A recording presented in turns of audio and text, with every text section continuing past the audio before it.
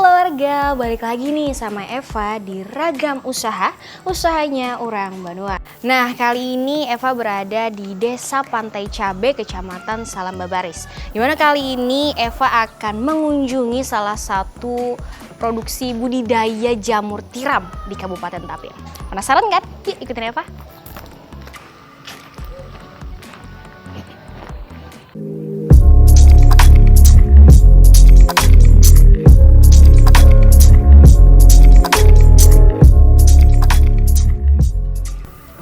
Hayo, siapa nih di sini yang nggak tahu sama jamur?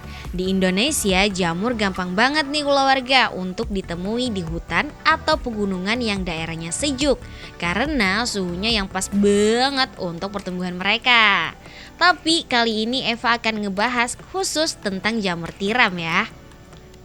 Jamur tiram memiliki ciri khas berbentuk lebar seperti cangkang tiram yang berwarna putih dan tumbuh bergerombol seperti payung. Jamur tiram sendiri merupakan makanan yang menyehatkan nih, di mana jamur tiram mengandung kalori yang rendah dan hampir tak memiliki lemak. Vitamin D dan B12 yang juga terkandung dalam jamur ini sangat cocok untuk dikonsumsi loh keluarga. Budidaya jamur ini juga sangat populer nih di masyarakat. Lantaran permintaan akan jamur tiram yang cukup tinggi di Indonesia, membuat budidayanya banyak diminati dan terbilang mudah untuk ditemukan. Oke, perkenalkan nama saya Wildan Indra Ramadan. Saya pembudidaya jamur tiram di Desa Pantai Cabe, Kecamatan Salambabaris, Kabupaten Tapin. Jamur tiram ini dibudidayakan sejak tahun 2010. Jadi usaha keluarga kami. Jadi dibudidayakan sejak tahun 2010 hingga sekarang. Kami memilih budidaya jamur tiram ini dikarenakan pasarnya yang sekarang lumayan gampang. Mungkin gampang sekali, nggak seperti dulu-dulu. Terus keuntungannya juga lumayan. Bisa dibilang paling oke lah kalau untuk jamur tiram sekarang. Soalnya banyak juga yang membudidayakan jamur tiram ini, tapi banyak juga yang tutup karena nggak tahan mungkin ya. Nah keluarga, sekarang Eva sudah berada nih sama Kak Wildan. Nah, salah satu pengusaha milenial pembudidaya jamur tiram di Kabupaten Tapin. Jadi kali ini kita akan belajar dari proses pertama sampai hasil panennya. Oke Kak Wildan, apa nih tahap pertama yang kita lakukan? Oke, mungkin kita persiapkan dulu bahan-bahan yang akan diolah. Mungkin ada dedak, ada kapur, sama serbuk gergaji. Serbuk gergaji. Karena jamur tiram adalah jamur kayu, jadi bahan utama pembudidayaan jamur ini adalah serbuk kayu alias serbuk gergaji loh keluarga. Hal pertama yang Eva lakukan sama Wildan adalah mencampur bahan untuk media tanam jamur. Di sini Eva diajarin Wildan nih cara nyampur bahan utama dan bahan tambahan lainnya. Nah, bahan-bahan yang sudah tercampur inilah yang nantinya menjadi media penanaman jamur. Nah, ini serbuk gergajinya, ini bahan utamanya. Kita campurkan dengan dedak dulu. Dedak. Ya. Itu dicampur semua. Dicampur semua. Aku boleh ikut? Oh, silahkan.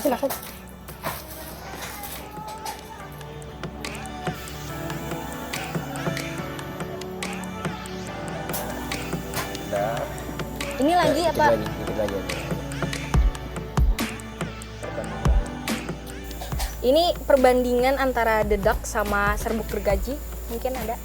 Kalau di skala besarnya itu 100 karung serbuk gergaji, itu dedaknya ada 150 kilo. 150 kilo. Terus ditambahin kapur sebanyak 20 kilo.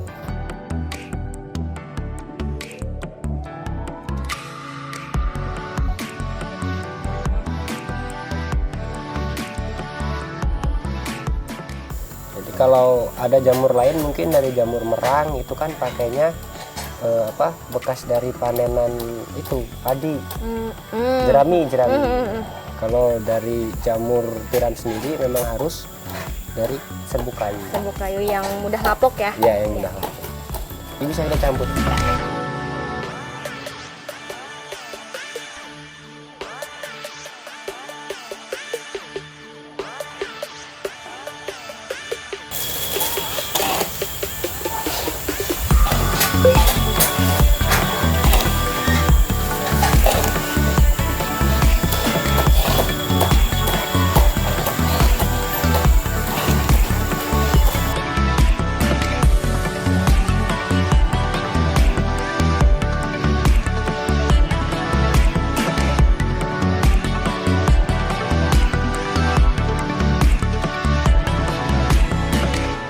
semakin banyak bedaknya sebenarnya di jamurnya makin bagus.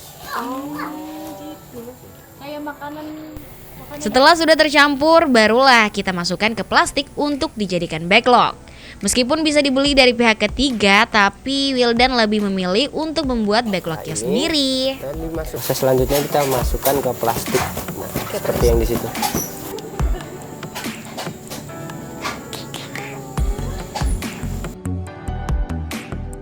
Oh iya, sebelumnya Eva hampir lupa ngasih tahu apa sih backlog itu.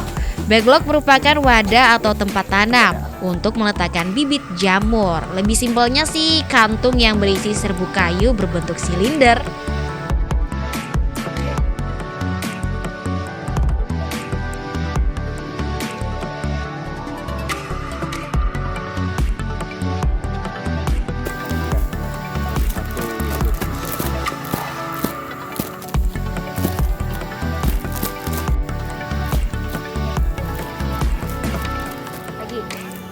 Setelah backlog ini terisi penuh dengan serbuk gergaji dan tambahan lainnya, barulah kita press menggunakan alat dari besi seperti ini nih. Dimasukkan ke plastik tadi, terus dipres. Tujuannya supaya padat. Padat ya. Kalau misalkan karet padat kayak Pak? Itu rongganya terlalu besar, jadi turunnya misil ini terlalu cepat. Jadi udara juga nggak terlalu masuk, jadi meminimalisir masuknya virus-virus. Oh, jamur tiram ada virusnya juga? Ada. Sudah dipres? Nah kalau sudah dipres, ini kan masih dibuka ya, ini ditutup. Nah setelah ditutup dimasukkan ke oven. Open? Itu oven. Backlog yang sudah dipres ditutup simpel dulu untuk dimasukkan dalam oven besar. Di mana backlog tadi perlu dimasukkan dan dibakar secara uap selama 12 jam. Wah, lama juga ya. Yang udah di oven, udah matang. Berapa lama? Pengopenan selama 12 jam. Selain membunuh bakteri, pembakaran kali ini juga berfungsi agar backlog memiliki kelembapan sebelum dimasukkan bibit jamur tiram. Jadi pembakarannya mulai sini lah? Pembakarannya mulai sini. Jadi kita pakai uap. Kalau yang langsung ini. Gunanya pembakaran ini untuk mematikan bakteri-bakteri yang tidak diinginkan. Di steam, jadi dinetralkan, benar-benar dimatang biar tidak ada virus-virus yang hidup lagi dalam. Ini benar-benar netral. Di sini dibibit. Setelah di open, pindah ke tempat pembibitan. Kendalanya di dalam pembudidayaan ini yaitu pertama virus. Jika kurang matang dalam menstimnya, itu jadi di ovennya kalau kurang, mungkin kurang panas atau waktunya kurang, itu gampang sekali trichoderma tumbuh. Nah, itu penyakit yang sangat dihindari oleh para petani jamur, yaitu adalah trichoderma. Oke, setelah ini kan kita langsung ke pembibitan. Nah, lokasi pembibitan sendiri di mana nih? Oh, kalau lokasi pembibitan di rumah. Oh, di rumah. Di tempat pembibitan. Ya, langsung aja.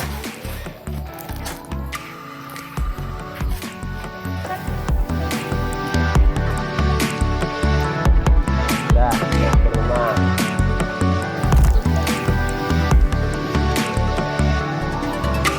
Ganti anu.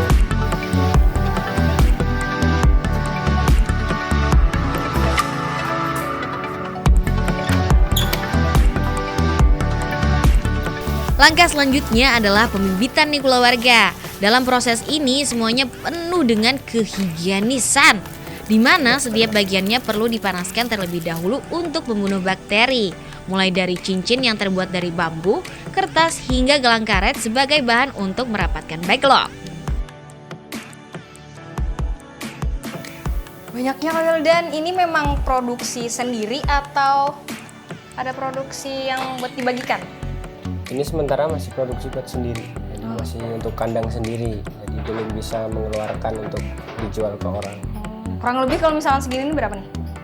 Ini kurang lebih ada 2000-an. Wow, 2500. 2500 itu sekali turun dari ovenan. Kalau misalkan pembibitan itu harus berapa hari? Maksudnya? Berapa? Maksudnya kan udah dibibitakan nih. Ya. Di apa itu ngaruhnya dikukum biar berapa lama di? Oh, biar kuat dipindah ke kandang pertumbuhan itu seminggu dari awal bibitan. Setelah bibiti, seminggu dulu taruh di sini. Soalnya sekalian pindah ke tempat itu pertumbuhan, jadi sekalian kita sortir. Jadi ada yang tumbuh atau enggak. Ini juga ada yang kena apa? Trichoderma. Dia nggak mau tumbuh jamur, dia rusak. Jadi ini rusak nih penyakit yang lain. Oh iya, oh yang ada hijau-hijaunya tadi Ya, lah. ini miseliumnya tumbuh sampai ke bawah. Tapi kalau udah kena triko, dia mati. Ini kenapa nih? Kalau misalkan ini kan putih semua nih sampai ke bawah. Kalau misalkan ini putihnya cuma di atas doang. Karena ini baru dikasih bibit. Oh, Nah, kalau ini udah seminggu lebih. oh berarti Sampai ini 10 hari. Jadi ini miseliumnya udah turun di bawah. Ini kan coklatnya tinggal di ujung nih kan. Oh iya. Ini masih full coklat. Berarti ini bisa nih dibawa ke. Udah bisa dibawa ke tempat pertumbuhan. Oh iya. Berarti itu ya cirinya kalau misalkan udah 1 minggu Ya. sampai ke bawah. Kalau misalkan sedikit masih baru. Ya masih baru, jadi belum berani. Takutnya kontaminasi di jalan, kan, kena virus di jalan. Nanti pas di sana kena trikonya, Oh iya. takutnya malah nyebar. Jadi di sini sekalian sekalian dipilah-pilah, disortir. Mungkin Eva mau coba nih lihat proses pembibitan. Ini bisa Oke. kita lihat pembibitannya.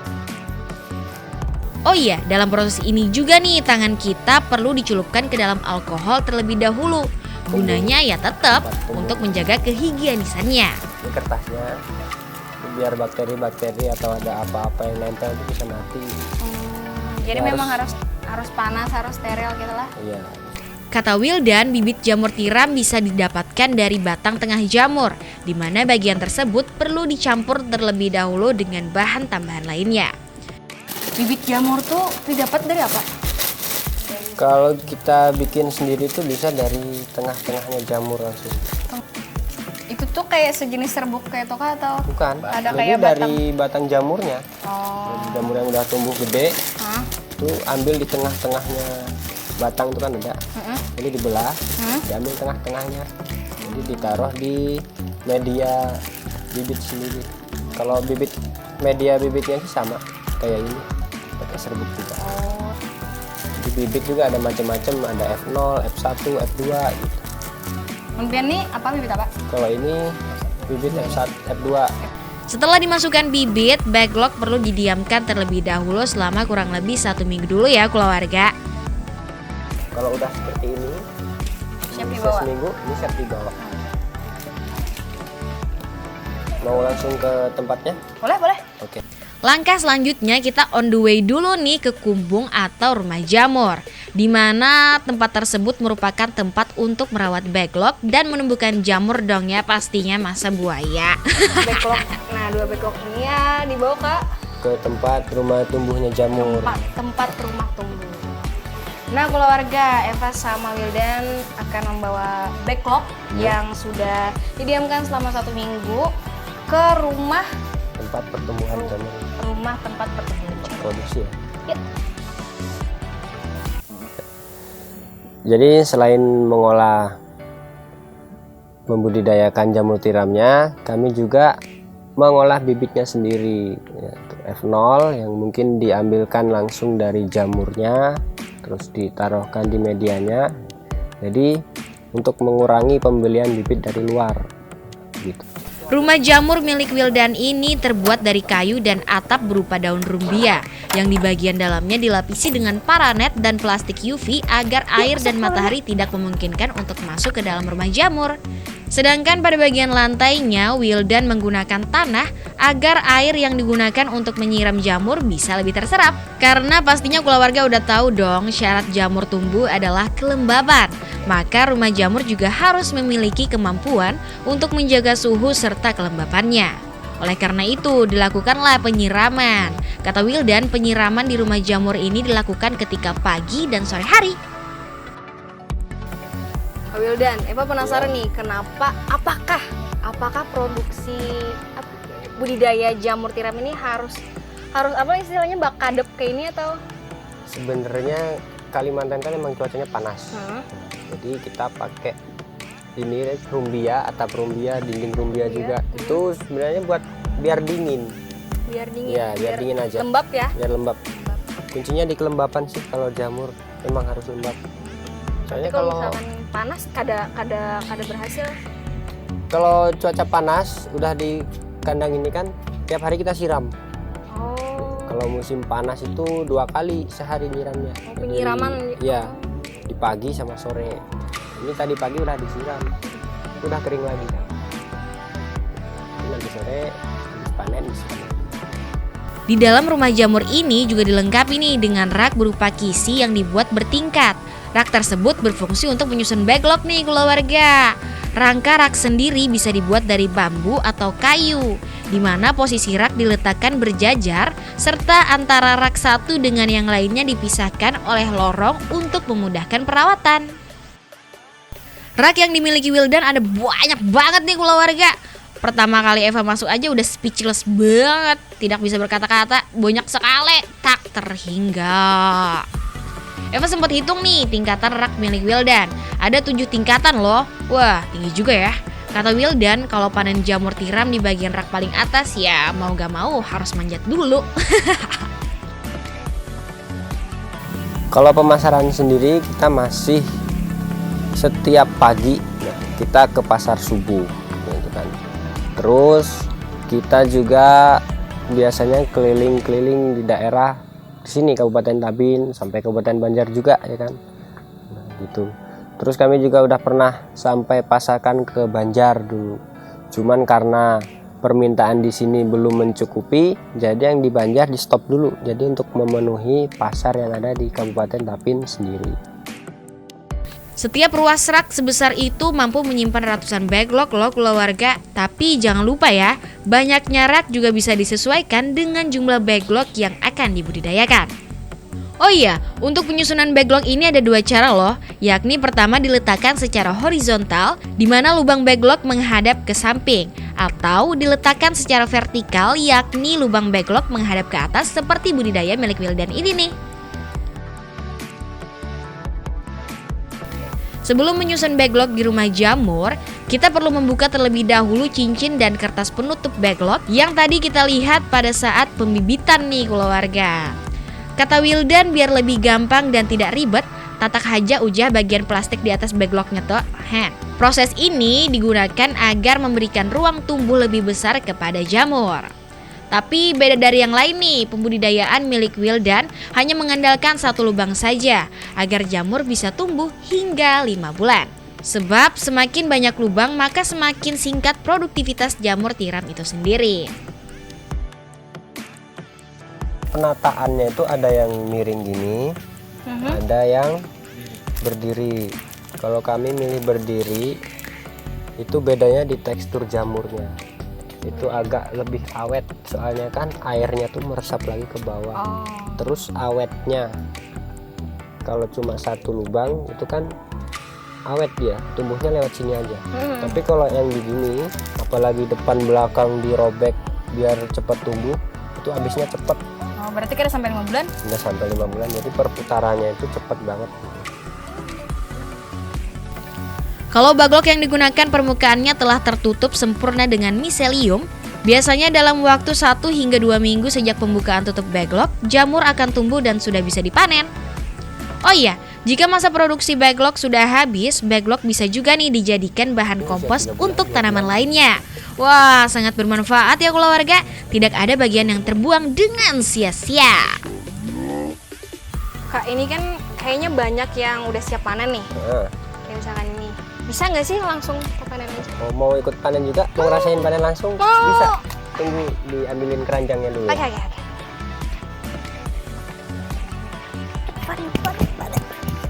Ini adalah momen yang paling Eva tunggu-tunggu nih. Wow, saatnya panen.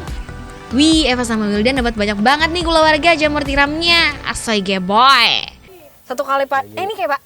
Belum. Enggak apa-apa itu. Enggak ada bapak. Enggak apa. Bapak kayak mana? Yang besar yang So, ada bawah. kami di bawah tikam. Nah itu.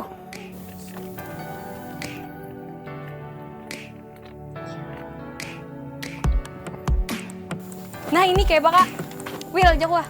Ambil. Dia udah sampai.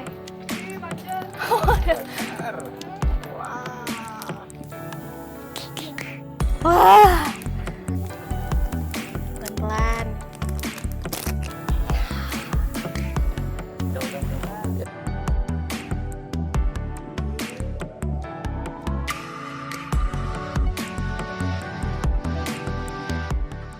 Untuk panen selama 1 hari ini di kisaran angka 70 kilo sampai 100 kilo. Bahkan dulu sampai pernah 150 kilo.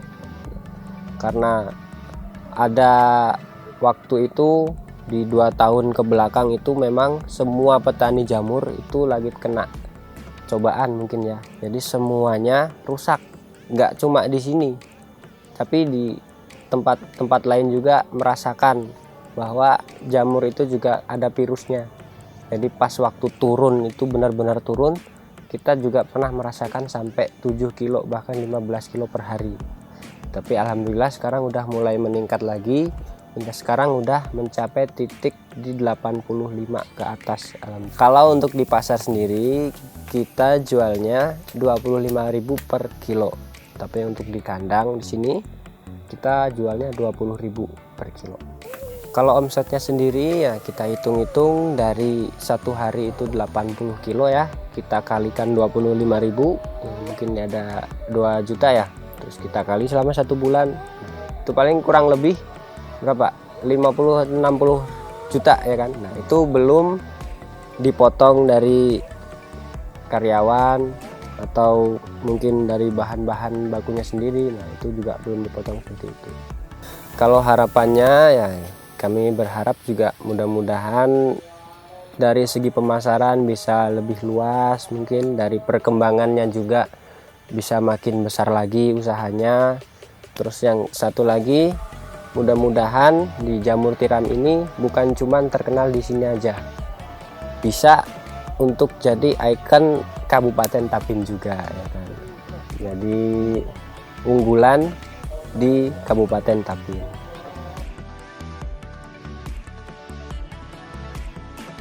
Pembudidayaan ini menurut Eva bagus banget buat kulawarga yang ingin mendapatkan hasil tambahan untuk kebutuhan keluarga. Jadi buat kulawarga, jangan takut untuk memulai usaha ya, sebab 1000 perkataan dan pengetahuan tidak berarti tanpa adanya satu tindakan yang nyata. Karena kesuksesan adalah hasil dari kerja keras, belajar dari pengalaman, loyalitas, serta kegigihan. Sampai berjumpa di ragam usaha berikutnya. Dadah! Nah keluarga, ini Eva udah beli 2 kantong jamur tiram yang nantinya kita akan masak-masak di kantor buat bersama.